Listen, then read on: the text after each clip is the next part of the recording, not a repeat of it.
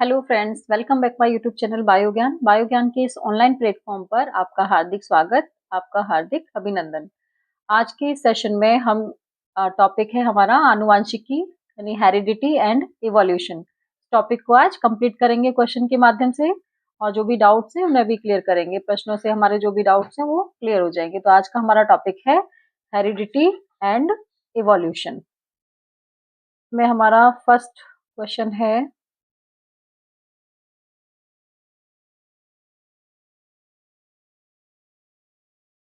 now first question is when is genetic material formed, यानी आनुवांशिक पदार्थ का निर्माण कब होता है। तो इस क्वेश्चन को समझने से पहले हम जान लेते हैं कि आनुवांशिकी होता क्या है।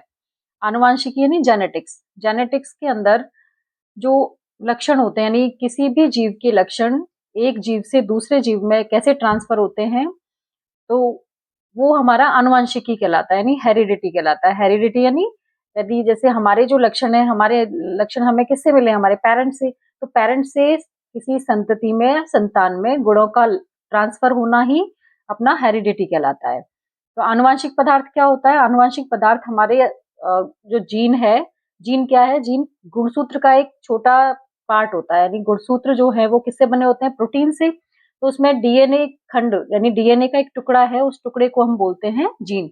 और एक जीन लक्षणों के लिए रेस्पॉन्सिबल होता है, यानी जैसे हमारी आई है, आई का कलर है वो एक जीन है, वो उसको कंट्रोल करेगा। हमारे हेयर्स का कलर है, उसे भी कौन कंट्रोल करता है? जीन कंट्रोल करता है। तो जितनी भी हमारी बॉडी के अंदर कैरेक्टरिस्टिक्स होते हैं, लक्षण होते हैं, उन लक्षणों को कंट्रोल कौन करता है? जीन करता है। तो आनुवांशिक पदार्थ का निर्माण कब होता है? तो ये जो आनुवांशिक पदार्थ बनता है, अपना जो डीएनए बनता है, इसका निर्माण कब होता है? तो ये हम देखेंगे ऑप्शन नंबर फर्स्ट में, ड्यूरिंग वेजिटेटिव रिप्रोडक्शन, यानी कायिक जनन के दौरान। कायिक जनन क्या होता है? कायिक जनन होता है जैसे प्लांट है, प्लांट के किसी भी पार्ट से कोई भी जो बॉडी है, बॉडी का हिस्सा अगर टूट के गिर जाता है, उससे अगर नया प्लांट बन रहा है, तो हम वो हमारा कायिक जनन कहलाता है।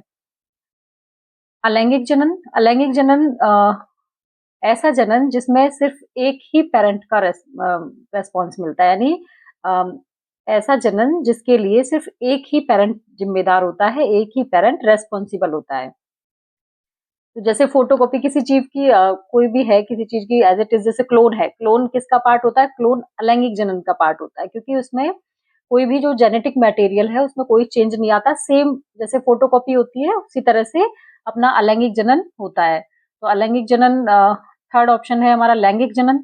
अब लैंगिक जनन जो होता है, लैंगिक जनन के अंदर मदर एंड फादर यानी टू पेरेंट्स का होना बहुत जरूरी है। Two parents are involve in reproduction, sexual reproduction. तो सेक्सुअल रिप्रोडक्शन के लिए जो पेरेंट्स होते हैं, टू पेरेंट्स का होना रेस्पॉन्सिबल, दोनों पेरेंट्स उसके लिए रेस्पॉन्सिबल होते हैं लैंगिक जनन के लिए।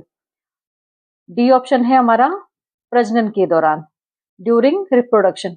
अब जो रिप्रोडक्शन होता है, इस रिप्रोडक्शन के अंदर सेक्सुअल और एसेक्सुअल दोनों रिप्रोडक्शन आ जाते हैं। तो जेनेटिक मटेरियल जो होता है वो दोनों में होता है। तो दोनों का जो निर्माण है वो हमारा प्रजनन काल में होता है, यानी ड्यूरिंग द रिप्रोडक्शन।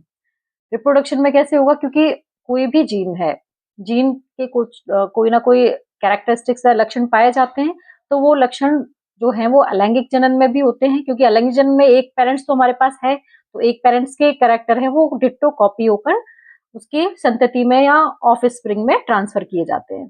और लैंगिक जनन में दोनों जो पेरेंट्स है वो रेस्पॉन्सिबल होते हैं।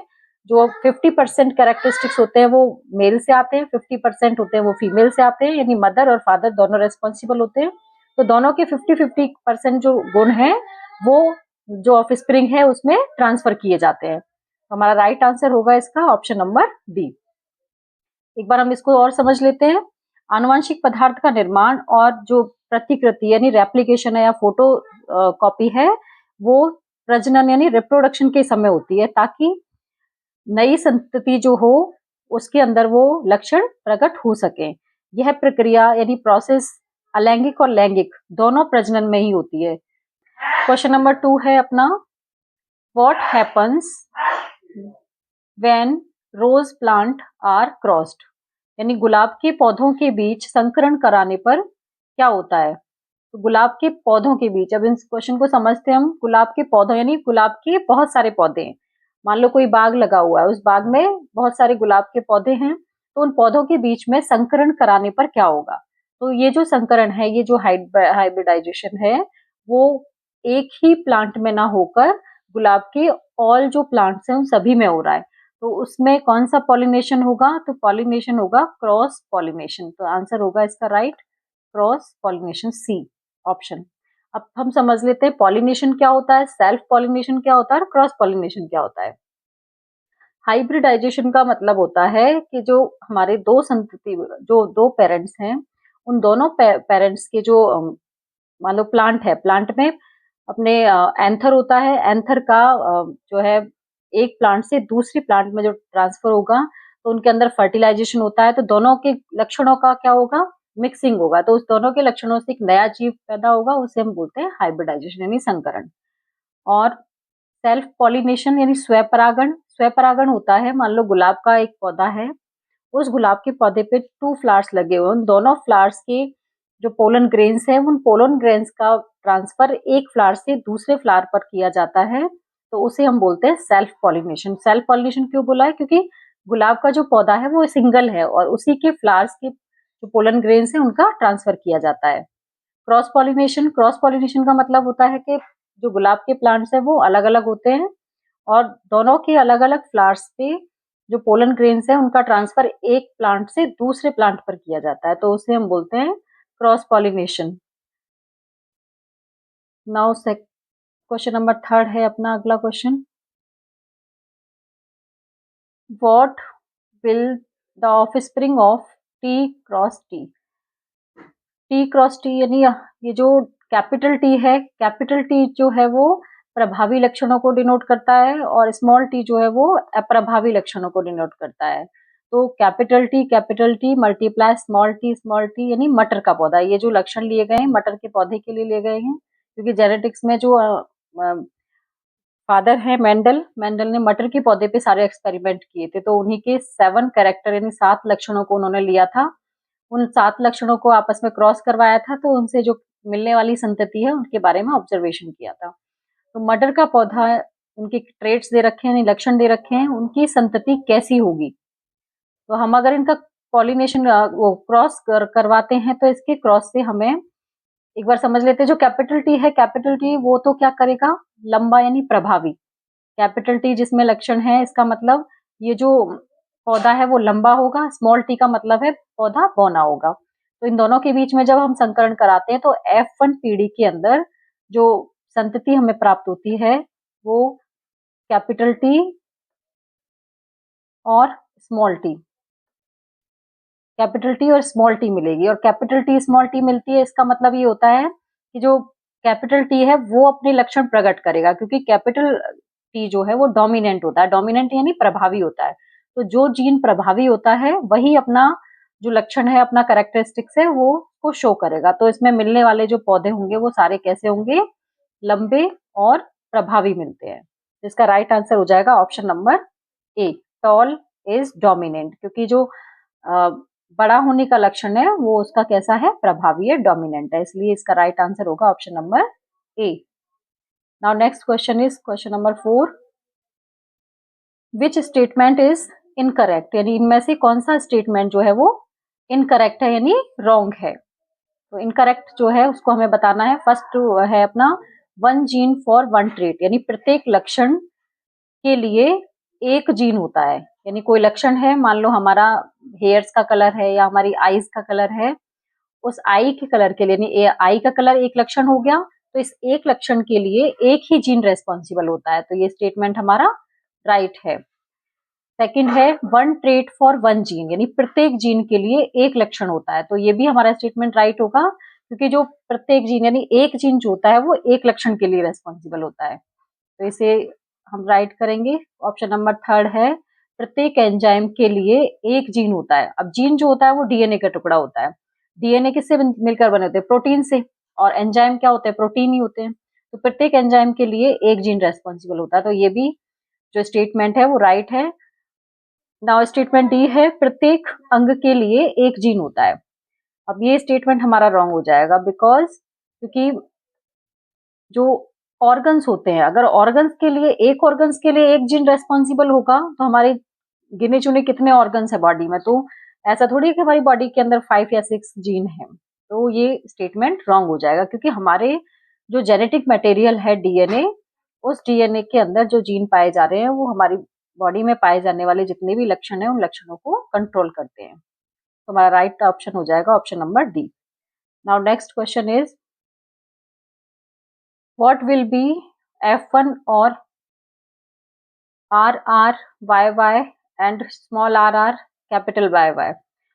ये जो दे रखा है ये द्विसंकरण क्रॉस होता है, यानी डायहाइब्रिड क्रॉस होता है, जो कि मेंडल के स्वतंत्र अवयवों के नियम से निकाला गया है, उससे फाइंड आउट किया गया है। तो जो ये कैपिटल आर है, कैपिटल आर तो गोल, और स्मॉल आर स्मॉल आर है वो हरे पौधे को डिनोट करता है, स्मॉल वाई पीले को, और सॉरी स्मॉल वाई तो करेगा झुर्रीदार को, और कैपिटल वाई करेगा गोल को।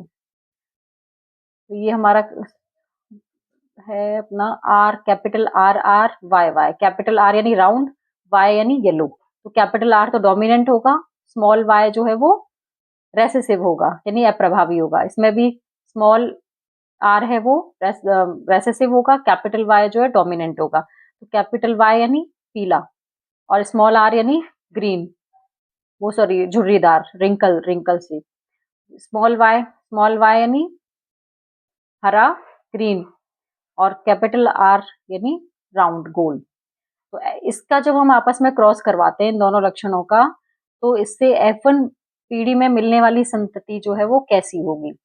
तो इसमें हम जब क्रॉस करवाते हैं तो देखते हैं कि जो कैपिटल आर है, इनके पेयरिंग युग्मक बनाते हैं, गैमेट बनाते हैं। तो एक गैमेट हमारा capital R small R capital Y small Y ये बनेगा, और इनके अंदर जहां जहां कैपिटल आएगा उन दोनों के अंदर जो डोमिनेंट लक्षण जो है वो प्रभावी रहेगा। तो इससे मिलने वाली जो संतति होगी वो राउंड होगी और येलो होगी, यानी जहां जहां कैपिटल में है, अगर F1 संतति में हमारे कैपिटल वाले लक्षण ट्रांसफर हो रहे हैं तो इनसे मिलने वाले जो पौधे हैं वो कैसे मिलेंगे, राउंड बीज वाले होंगे और येलो कलर के होंगे।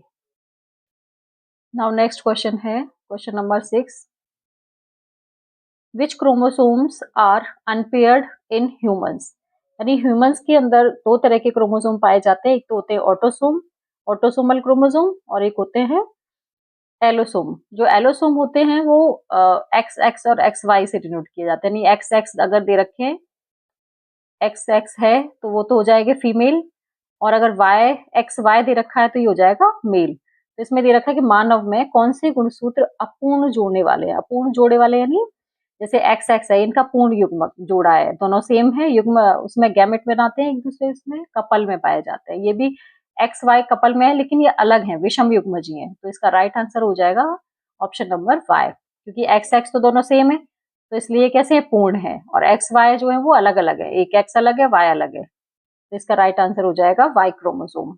Now next question is question number 7, how is the sex of a child determined. यानी बच्चे के लिंग का निर्धारण कैसे होता है, यानी हमें कैसे पता चलेगा कि होने वाला जो बच्चा है वो मेल है या फीमेल है, लड़का है या लड़की है। तो उसके लिए हम फाइंड करेंगे जो क्रोमोसोम है, अगर मान लो मेल का एक्स क्रोमोसोम फीमेल के एक्स क्रोमोसोम से क्रॉस होता है तो गर्ल चाइल्ड होगा, और अगर फीमेल का एक्स मेल के वाई से क्रॉस किया जाता है तो होने वाला जो चाइल्ड है वो बेबी बॉय होता है। तो लिंग के निर्धारण के लिए जो रेस्पॉन्सिबल होता है वो वाई क्रोमोसोम होता है, क्योंकि अगर सेम सेम रहेंगे तो पता नहीं चलेगा। तो एक्स लड़की का तो सेम सेम होता है, एक्स एक्स यानी समयुग्मजी होगा, और एक्स वाई यानी विषम युग्मजी। तो जो विषम युग्मजी है वो बॉय बेबी बॉय ग्रो करता है। तो इसका राइट आंसर हो जाएगा option number B, Y chromosome.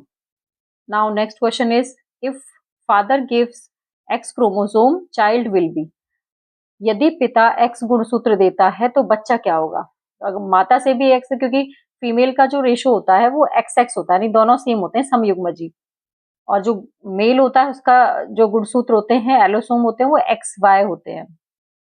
अगर पिता से एक्स आ रहा है और माता से, तो दोनों में से कोई सा भी एक्स आ सकता है, तो दोनों एक्स एक्स हो जाएंगे, और एक्स एक्स का मतलब होता है गर्ल यानी लड़की।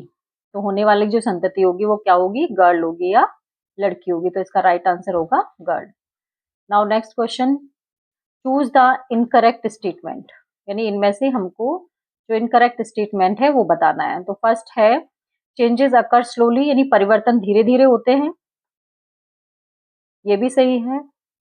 ऑर्गेनिज्म अडेप्ट, यानी जीव जो है वो अनुकूलन करते हैं, यानी कि कैसी भी विपरीत परिस्थितियां आ जाती हैं तब भी जो जीव है वो अपने आप को अनुकूलित रखने का प्रयास करते हैं। विकास सतत प्रक्रिया है, ये भी स्टेटमेंट सही है, विकास जो है वो कंटिन्यूस चलता रहता है। सभी परिवर्तन उपयोगी होते हैं, तो ये जो स्टेटमेंट है ये रॉन्ग होगा, बिकॉज ऐसा नहीं है कि जितने भी परिवर्तन हो वो यूजफुल हो, हार्मफुल भी हो सकते हैं। तो इसका राइट आंसर होगा option number C. Now question number 10, when are new traits form, यानी नए लक्षण कब बनेंगे। तो नए लक्षण बनने के लिए रेस्पॉन्सिबल कौन होता है, नए लक्षण के लिए जीनोम में क्या होना चाहिए, म्यूटेशन होना चाहिए, उत्परिवर्तन होना चाहिए। तो उसके लिए डीएनए में परिवर्तन होना चाहिए, बिल्कुल होना चाहिए। क्रोमोसोम नंबर, गुणसूत्र की संख्या में परिवर्तन होना चाहिए, ये भी राइट है, गुणसूत्र की संख्या में भी परिवर्तन होना चाहिए। कोई परिवर्तन नहीं, अगर कोई परिवर्तन ही नहीं होगा तो वो डिटो फोटोकॉपी होगा, उसके अंदर कोई भी नए लक्षण नहीं होंगे, ना ही क्रॉसिंग ओवर होगा। जनन नहीं होगा, जनन ही नहीं होगा तो फिर संतति कैसे पैदा होगी, ठीक है। तो इसका राइट आंसर हो जाएगा ऑप्शन नंबर ए, स्टेटमेंट 1 भी राइट है और स्टेटमेंट 2 भी राइट है। पहला वाला भी स्टेटमेंट राइट है, सेकंड वाला भी राइट है। तो now next question, question number 11, ये भी अपना द्विसंकर संकरण जो है उससे रिलेटेड है, हाइब्रिडाइजेशन से। तो इसमें F1 पीढ़ी का रेशो वो दे रखा है, अगर F1 संतति में मिलने वाले जो गैमेट्स हैं, इन गैमेट्स को आपस में रिप्रोड्यूस या क्रॉस करवाया जाए, इनका हाइब्रिडाइजेशन करवाया जाए तो रिजल्ट क्या होगा। तो ये हमें लर्न करना पड़ेगा कि द्विसंकर संकरण में इसका रिजल्ट का क्या होता है, 9:3:3:1, ये इसका अनुपात है, रेशो है। इसमें रेशो भी दो तरह के होते हैं, फिनोटाइप और जीनोटाइप, यानी जेनेटिकली जो इक्वल है वो तो जीनोटाइप हो जाएगा, फिनोटाइप यानी बाहरी आकारी की लक्षणों से देखकर वो कैसा है, वो जीनोटाइप, वो फिनोटाइप हो जाएगा। इसका राइट आंसर हो जाएगा 9:3:3:1। Now next question, which of the following represents homologous organs, यानी समजात अंग, कौन से इसमें समजात अंग के उदाहरण है। समजात का मतलब होता है कि उत्पत्ति में ऐसे ऑर्गन जो उत्पत्ति में तो समान होते हैं लेकिन कार्यों में अलग अलग होते हैं। तो जो ह्यूमन आर्म्स है, यानी मानव की भुजा और व्हेल की पंख, ये दोनों जो एग्जाम्पल्स हैं ये उत्पत्ति में तो समान होते हैं लेकिन कार्य दोनों के अलग अलग होते हैं। जैसे मानव की भुजाएं, उनके कार्य अलग होते हैं, व्हेल का जो पंख है उसके कार्य अलग होते हैं। इसका राइट आंसर हो जाएगा ऑप्शन नंबर ए। पक्षी और कीट के पंख, अब ये जो दोनों है ये होमोलोगस नहीं है, ये समवर्ती अंग होते हैं। समवर्ती यानी उत्पत्ति में तो अलग अलग होते हैं लेकिन कार्यों में ये समान होते हैं। आई और ईयर ये तो अलग ही है, पत्ती जड़ ये भी अलग है, तो हमारा राइट आंसर होगा इसमें ऑप्शन नंबर ए, मानव भुजा और व्हेल का पंख। Question number 13 is what is the basic unit of heredity, यानी आनुवंशिकता की जो मूल इकाई है, यानी जो जेनेटिक्स है वो टोटली बेस्ड है किस पर है। तो उसको हम राइट आंसर हो जाएगा इसका ऑप्शन नंबर ए, जीन, क्योंकि सारा खेल ही जेनेटिक्स में किसका है, जीन का है। अगर जीन ना हो तो जेनेटिक्स ही नहीं होगी। और मेंडल को जेनेटिक्स का फादर कहा जाता है, और मेंडल ने ही सबसे पहले बताया था जीन के बारे में, लेकिन उनको नाम जीन नहीं दिया था। जो जीन नाम है वो जॉनसन साइंटिस्ट ने दिया था, और जो मेंडल थे, मेंडल ने इनको फैक्टर के रूप में पहचान दिलाई थी कि जो ऐसा कोई लक्षण, ऐसा कोई इकाई पाई जाती है जो कि क्या करती है, हमारे जो लक्षण है उनको कंट्रोल करती है। तो उसे उन्होंने फैक्टर नाम दिया था कि ऐसा कोई कारक हमारी बॉडी में या प्लांट की बॉडी में पाया जाता है जो कि उसके जो जितने भी लक्षण होते हैं या कैरेक्टरिस्टिक्स होते हैं उनको वो कंट्रोल करता है। तो आनुवंशिकता की मूल इकाई क्या है, जीन होती है। और डीएनए क्या है, जीन जो होती है वो डीएनए का सबसे छोटा खंड होता है। यानी डीएनए को अगर हमारे जो क्रोमोसोम है, गुणसूत्र है, गुणसूत्र के अंदर डीएनए पाए जाते हैं, अगर उस डीएनए को छोटा सा कट कर दिया जाए तो वहीं क्या उपस्थित होंगे, उस पर जीन्स उपस्थित होते हैं। तो आनुवंशिकता की मूल इकाई क्या है? जीन। तो राइट आंसर हो जाएगा option number A. Now question number 14, where are genes located, यानी ये जो जीन्स होते हैं ये कहाँ पाए जाते हैं, कहाँ स्थित होते हैं?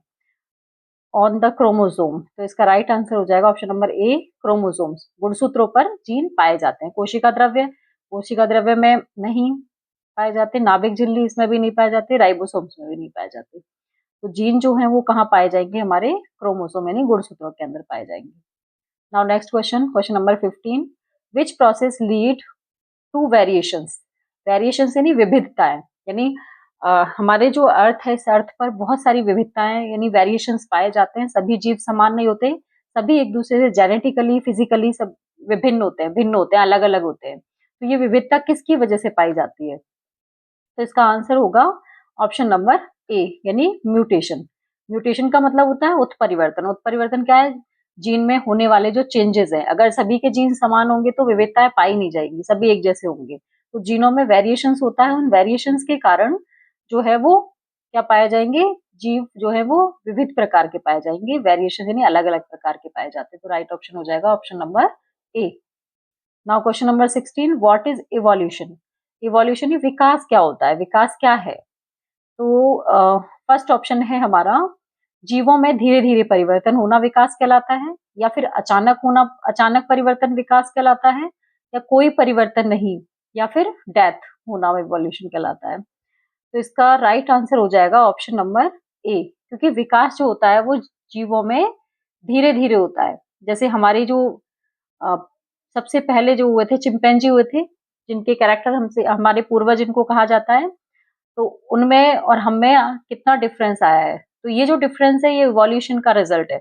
इवोल्यूशन की वजह से ये धीरे धीरे दिन प्रतिदिन मानव में सुंदरता बढ़ती जा रही है। तो वो किसका रिजल्ट है? ये विकास यानी इवोल्यूशन का रिजल्ट है ये। तो दिन प्रतिदिन वेरिएशन आते जा रहे हैं जीन्स में, और जेनेटिकली मॉडिफिकेशन भी होता जा रहा है। तो इसका राइट आंसर होगा option number A. Now question number 17, where are traits mostly found, मतलब लक्षण सबसे अधिक कहाँ पाए जाते हैं? In a species population, in a organism, in a family only, in environment. तो सबसे ज्यादा जो लक्षण होते हैं क्या एनवायरमेंट में मिलेंगे? एनवायरमेंट में क्या हम लक्षणों को ढूंढेंगे? तो इसका ये भी स्टेटमेंट रॉन्ग हो जाएगा, ऑप्शन नंबर डी गलत है, क्योंकि ये पर्यावरण में आपके लक्षण नहीं पाए जाएंगे। पर्यावरण में तो हम एटमॉस्फेयर को देखेंगे। केवल परिवार में, एक ही परिवार में होगा तो एक ही परिवार के जेनेटिक जो है वो डीएनए सेम होगा, तो इसमें उतने ही लक्षण मिलेंगे। एक जीव में, एक सिंगल जीव है उसके अंदर भी नहीं मिलेंगे। तो हमारा जो सबसे छोटी यूनिट होती है जैव विकास की वो होती है स्पीसीज। तो इस स्पीसीज जो है, स्पीसीज की पॉपुलेशन है, उस पॉपुलेशन में लक्षणों में सर्वाधिक अधिकता पाई जाएगी। तो इसका राइट आंसर हो जाएगा option number A, in a species population, यानी प्रजाति की आबादी में लक्षणों की सबसे ज्यादा अधिकता पाई जाएगी। ऑप्शन नंबर ए इसका राइट आंसर होगा। Now question number 18, what causes formation of a new species, यानी नई जातियों का निर्माण किससे होता है?